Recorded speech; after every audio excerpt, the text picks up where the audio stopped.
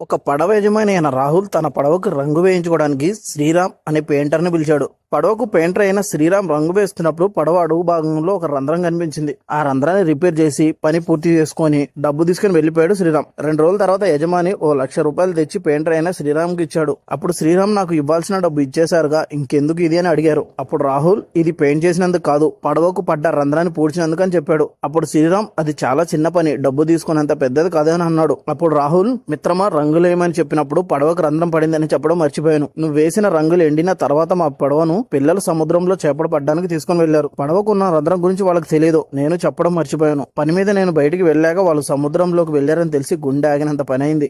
వాళ్ళు తిరిగి వచ్చిన తర్వాత చూశాను, ఆ రంధ్రం పూడ్చి ఉంది. అప్పుడు నాకు అర్థమైంది, నువ్వే ఆ రంధ్రాన్ని రిపేర్ చేశావని. నువ్వు చేసిన చిన్న గొప్ప సహాయం నా పిల్లల ప్రాణాలు కాపాడింది. నీకు ఏం చేసినా తక్కువే. అందుకే ఎవరు ఏమిటి ఎందుకు అని ఆలోచించకుండా సహాయం చేయండి. ఎంత చిన్న సహాయం అయినా చేయడానికి వెనకాడకండి. అది ప్రాణాలు కాపాడే గొప్ప సహాయం కావచ్చు.